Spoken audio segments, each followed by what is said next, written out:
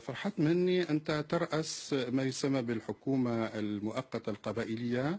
أنا ذا قبائلي عضيل زمرض دنيا ذا شوث الموفمون. ما هي هذه الحركة، حركة الحكومة المؤقتة القبائلية؟ أنا ذا قبائلي. الحكومة المؤقتة القبائلية ليست حركة. ماشي الحركة ما كيف قالك. وثانيا أنا لست جزائريا، أنا قبائلي. ما هو الفرق؟ لا ديفيرونس كي قبائلي الجزائر. هناك فرق كبير. منذ الاحتلال الفرنسي إلى اليوم تم ضم القبائل إلى الجزائر واعتبروا جزائريين، لكن بالمقابل ليس كل الجزائريين قبائل. الانتماء القبائلي هو هويتي. فرحات مهمني هذه الحكومة انبثقت عن حركة الحكم الذاتي القبائلي، الموفمون دوتونومي دو لا كابيلي. هل أنتم تحاولون أن تبنوا هذا الحكم الذاتي ضمن جزائر ديمقراطية تعددية فيدرالية، أم تريدون تمزيق هذه البلاد والانفصال؟ كونوية قلنا فلاقي ناقل ماك ستنادي ما تبنوا الجزائر تساقدو ذانت فيدرال تناخذ بغام أتشرقم ثمورت. نكوني دو بريد مع تبلو ناس دينان دواسن شريك ثمورت. نحن نسير على درب معصوب الهناس الذي قال في إحدى أغنياته: الدواء هو تمزيق البلاد. Que tout le monde comprenne ce débat, il faut savoir que les Berbères, donc les Kabyles, et les Juifs, parce qu'il ne faut pas oublier que les Berbères étaient d'origine juive aussi, avec la reine Kaïna. Ce que je veux dire par là, c'est que c'est pas du tout pour me placer dans mes racines, pas du tout. Nous avons les mêmes racines, les Berbères et les Juifs, nous sommes des Algériens. Les pieds noirs qui sont arrivés, ils sont arrivés après, à partir de 1830. Historique avec le peuple juif, vous l'avez dit tout à l'heure, les Kabyles sont un peu le nouveau peuple juif. Est-ce que vous pouvez nous en dire plus? Oui, nous considérons, pas que nous considérons, nous trouvons autour de nous pratiquement 50% des noms de lieux et de noms de famille comme étant juifs. Donc il est certain que la judaïté a existé il y a un certain temps en Kabylie. A même influé sur l'histoire de la Kabylie. As an expert in the Mossad activities in Morocco, observers say that the Mossad is no longer known to be particularly active in Morocco these days. How far is that true? Non, il est très actif. Très actif. Très actif. Et même, il y a quelque chose qui se passe en ce moment et qui n'est pas très connu mais qui commence, c'est que le Mossad, ça c'est peut-être une nouvelle pour vous, c'est que le Mossad agit beaucoup dans les régions berbères. Et il tente d'attirer des berbères en leur disant par exemple, vous avez un ancêtre juif, ou bien vous allez venir étudier en Israël, ou de créer des jeunes, il s'adresse à des jeunes berbères dans la zone de Rachidia, etc., de créer des frictions entre les berbères et les autres. Donc en fait le Mossad, il va même très loin. C'est-à-dire il essaie de créer des tensions au sein de la société marocaine. Et peut-être qu'au Maroc, les gens, soit ils ne sont pas conscients, soit ils ne veulent pas le dire. Et très probable que c'est la deuxième raison qui compte. Et malheureusement, je crois que le Mossad ne lâchera pas de sitôt le Maroc, parce que c'est un pays très important de par sa situation géographique et de par son influence. Et je crois que, non, ils sont très actifs et ils continueront à l'être.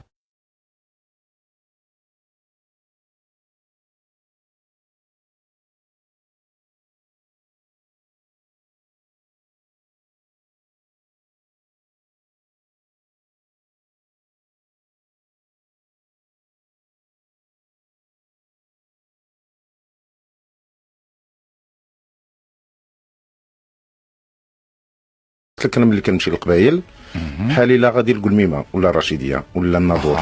هذه واخا القبايل بحال الرشيديه والقلميمه والناظور. ايوا اسرائيل مشيت مره واحده، مشيت شهر ماي 10 ماي العام الفايت، مشيت بدعوه من وزاره الخارجيه الاسرائيليه. في الفتره فاش مشيت لان كاين واحد المجموعه ديال الازلام، هاد القوميين العرب الازلام والكتائب ديال القوميين العرب والاسلاميين باغيين يديروا الحجر على مجموعه ديال الفاعلين في المجتمع المدني. وهو هاد القوميين الاسلاميين باغيين يمشيو لمكه ولا طهران ولا قندهار، هذا شغلهم حقهم، لان حريه التنقل يعني مكفوله في المواثيق الدوليه. انا باغي نمشي لتل ابيب، ليس من راى كمن سمع. ليس من راى كمن هاد سمع. القضيه لقيتي بنيامين نتنياهو يعني. سلمت عليه. سلمتي عليه. اييه قلت لك انا في صراع ايديولوجي سياسي مع بقايا ازلام القوميين العرب والاسلاميين. الله اكبر.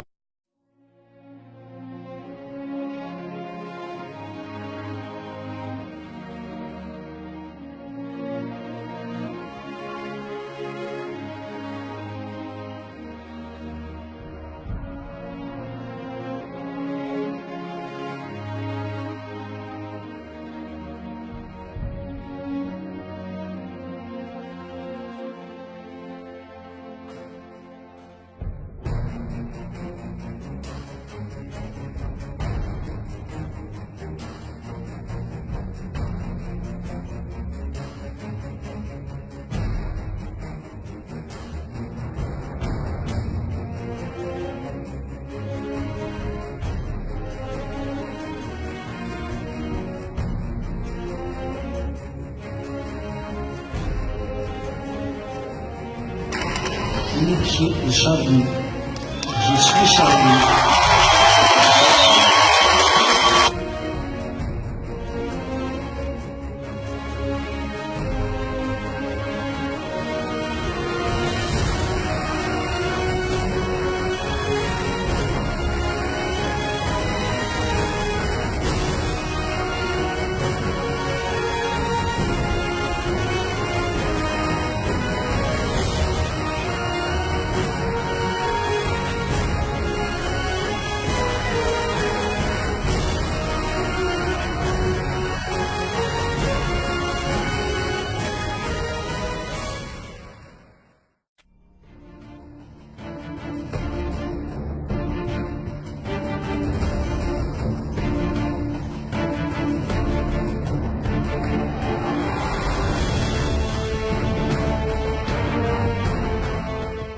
Et pour parler de ce déjeuner républicain qui a donc été organisé hier à midi à Tizi Ouzou, avec nous ce soir sur le plateau, Samia Aïd Bahar, initiatrice de ce projet. Bonsoir Samia Aïd Bahar. Première question, votre déjeuner que vous avez qualifié de républicain, beaucoup de gens l'ont qualifié de provocation. Y a-t-il ou non une part de provocation dans l'organisation de ce déjeuner à midi en public? Alors déjà, la question de la provocation se pose, comme toutes les questions, en fonction de la perspective. C'est-à-dire, la question se pose toujours sur de la part de qui, de la perspective de qui, est-ce que c'est une provocation? Alors de notre part, nous, ça répond à un droit de nous exprimer, à un droit de faire entendre notre liberté d'exister en tant que telle et sans se cacher, sans que cela soit de la provocation. C'est un exercice naturel d'une liberté individuelle qui ne devrait pas, enfin, qui de notre point de vue n'est pas placé sous le signe de la provocation. Le ministre des Affaires religieuses a qualifié ce déjeuner de provocation parce qu'il a lieu à midi et en plein mois de Ramadan. Quel est l'objectif exact de ce déjeuner? Pourquoi l'avoir organisé maintenant et pendant cette période? Alors, on le fait en Kabylie, en tous les cas parce qu'il y a une attente citoyenne par rapport au fait d'assumer le fait que les non-jeûneurs ne jeûnent pas et qu'ils n'ont pas à se cacher pour exercer leur liberté. Donc, les objectifs, ils sont variés. Déjà, on a voulu briser le tabou du fait que c'est un mois qui doit être comme tous les autres, où la croyance est strictement personnelle. Puisque la croyance est personnelle, Samia Aïd Bahar, pourquoi ne pas manger chez soi, mais devant tout le monde, dans la place publique de Tizi Ouzou, puisque vous parlez de croyance personnelle? Pourquoi l'action n'a pas été personnelle, puisqu'elle a été collective? Parce qu'elle est faite pour susciter le débat autour des interdictions qui n'ont pas lieu d'être. Les cafés sont fermés, les restaurants sont fermés, on n'a pas de possibilité de manger dedans pour effectivement peut-être ne pas manger dans la rue, ne pas boire dans la rue. Donc manger chez nous, effectivement on le fait quand on a la possibilité parce que c'est plus économique, parce que c'est mieux. Mais dans des cas comme cela, on ne voit pas pourquoi on va être obligé de se cacher. On nous pousse vraiment vers l'hypocrisie et vers l'acceptation d'une norme sociale qui vient de l'imposition en fait d'une croyance, d'une minorité ou d'une majorité ou de ce qu'on veut, sur une autre partie de la population. Est-ce que vous ne considérez pas avoir heurté la sensibilité des jeûneurs de manger devant eux à midi? Est-ce que vous considérez que c'est un acte aussi provocateur à l'égard de ceux qui jeûnent le mois de Ramadan? Et ils sont nombreux évidemment en Kabylie. Oui, je pense que, donc, comme je vous disais tout à l'heure, c'est un problème de perspective. Ça veut dire que de notre point de vue, on ne considère pas que c'est une provocation, mais on sait qu'il y a des gens qui ont été provoqués et on comprend leurs sentiments.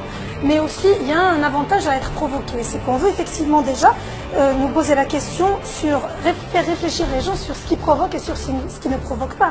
Est-ce qu'on va s'insurger parce que quelqu'un boit de l'eau, parce que c'est 45 degrés et parce que vous faites le ramadan?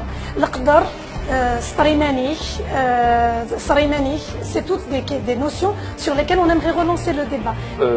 Beaucoup d'habitants de la région de Kabylie s'insurgent contre cette action que vous avez organisée hier. Ils ont peur d'une stigmatisation de la région puisque ce déjeuner est organisé en Kabylie.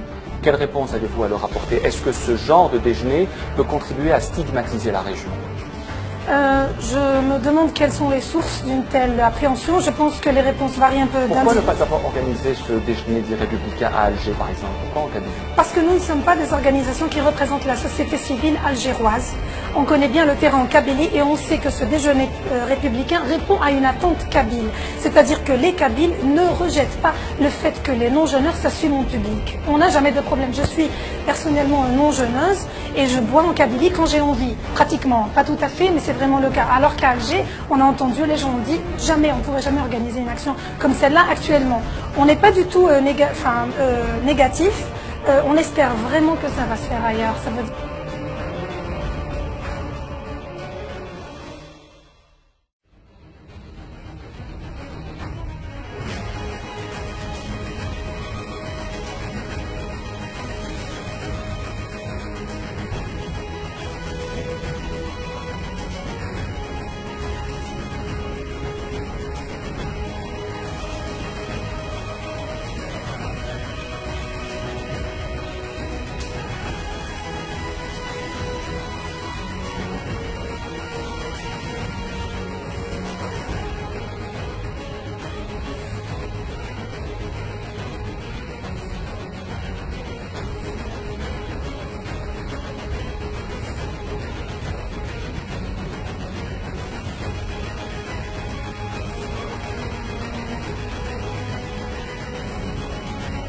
Pourquoi vous tenez un discours à contre-courant des réalités du monde aujourd'hui? Tout le monde va vers la globalisation, on va vers le fédéralisme. Chacun appelle de son vœu le regroupement et vous choisissez la sécession. Et il y a quelque chose, vous êtes manipulé par qui, monsieur? Ce serait bien d'être manipulé. Ferhat Meili, merci. C'est moi qui vous remercie.